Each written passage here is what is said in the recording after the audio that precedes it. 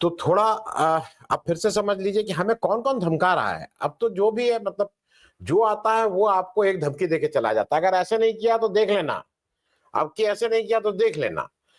और ये जिसका मन आ रहा है वो भारत को धमका रहा है। एक दुख की बात यह है कि जो भी ये सब धमकी दे रहे हैं, हम कहीं से भी ना लाल आंख दिखा पा रहे हैं, ना 56 इंच का सीना दिखा पा रहे हैं। हम कुछ अजीब से मिमियाते हुए नजर आ रहे हैं। ठीक है, आप ट्रम्प जैसे भाषा में उसकी बात नहीं कर सकते हो, लेकिन एक आप शालीन भाषा में इन सारी बातों का जवाब तो दे ही सकते हो। ये मुझे भी अभी भी समझ में नहीं आ रहा है कि भारत इस तरह के एक उसमें क्यों है।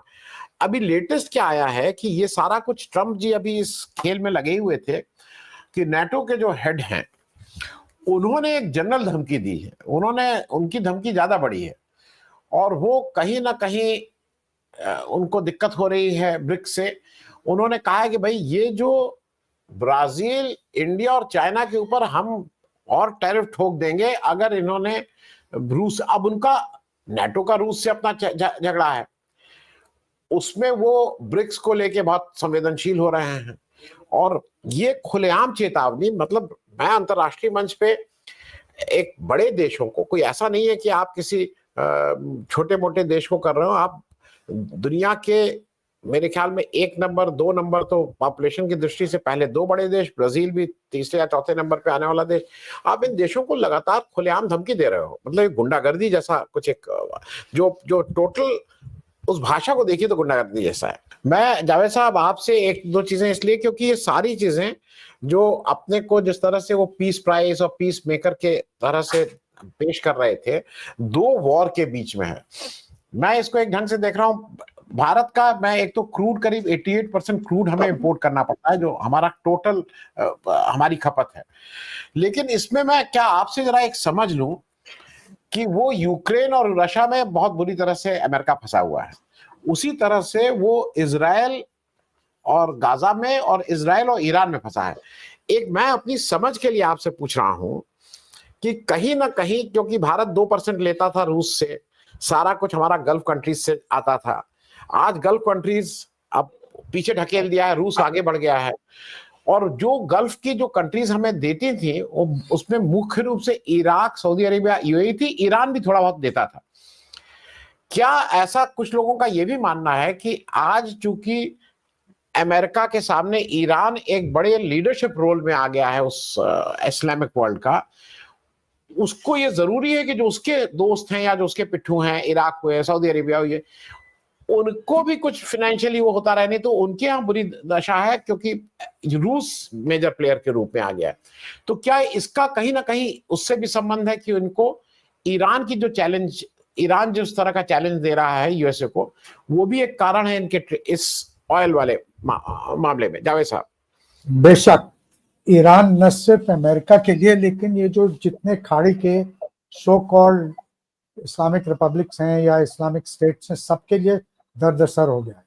वहाँ का कोई वोट की तो प्रथा नहीं है, लेकिन अगर ऐसा वो कोई रेफरेंडम हो ना, तो Ali Khamenei, even Sunni dominated country, Saudi Arabia, Jordan, UAE, Kuwait, ये जितने मुल्क हैं, इजिप्ट, सब में वो भारी बहुमत से जीत जाएगा। He is the single most popular, he is the tallest Muslim leader in the world. लोगों को पसंद हो ना पसंद हो, बहुत सी चीजें हैं ईरान, ये ईरान की मुल्लाओं की रिजीम की जिसके लोग खिलाफ हैं, लेकिन सब ये मानते हैं कि एक मुल्क है, एक है जिसने इजराइल को लोहे के चने चबा दिए, इजराइल पे खड़ा हुआ, और नहीं तो सब घुटना टेक हैं।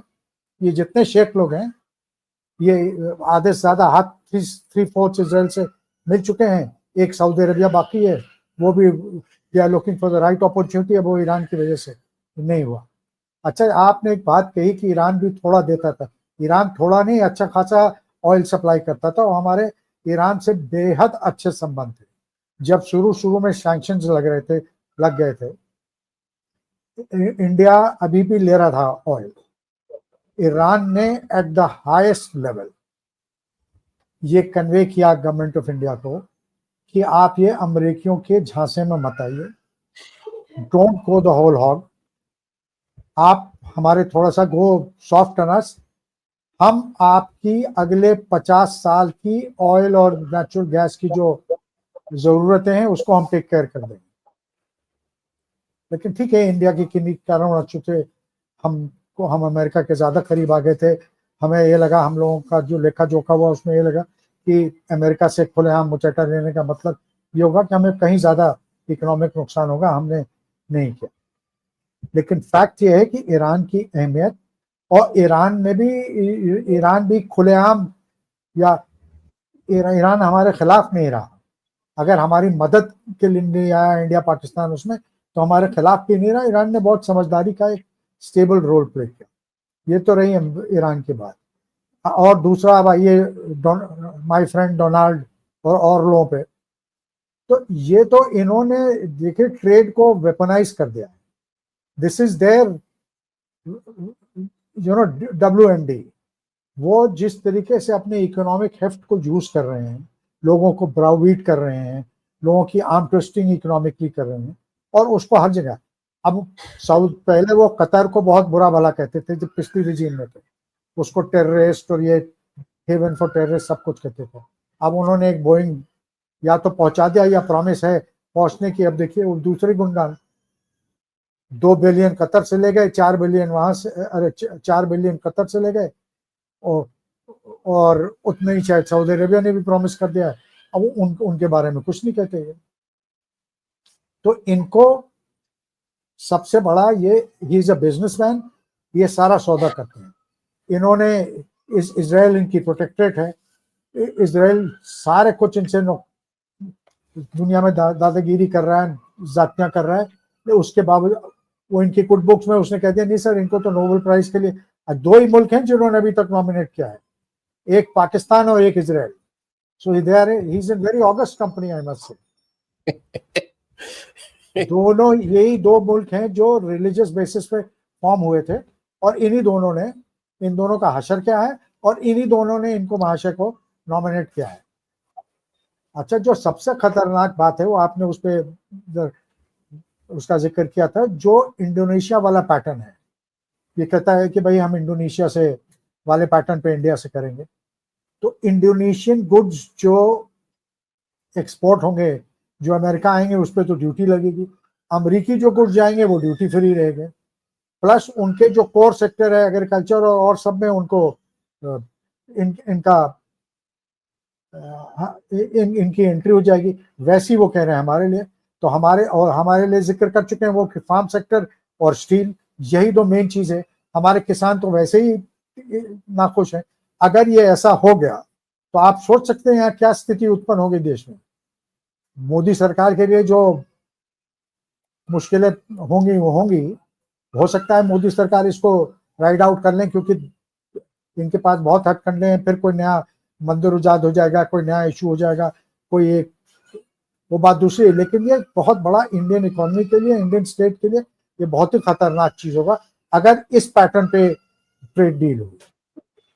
और रोज ट्रम्प साहब तो अमेरिका तो पाकिस्तान के PRO हो गए हैं, उनके स्पोक्स पर्सन है। 19 बार, आज आपने बताया, कल तक 18 था, 19 बार वो कह चुके हैं कि नहीं, और हमारी तरफ से कोई उसकी वो नहीं होता है, कॉन्ट्रडिक्शन नहीं होता है। तो ये अजीबो गरीब स्थिति है। ये तो जो एक जमाने में ये हफ्ता वसूली होती थी ना, ये वही है। कंप्यूटर पिस्तौल रख के आप नेटो, अब ये है कि वो नेटो का भी चीफ करे, आप नहीं तो हम 100% टैरिफ लगा देंगे, ब्रिक्स को खत्म करो, फलाना करो, दिमाग करो। तो ये तो अजीबो गरीब स्थिति है भाई।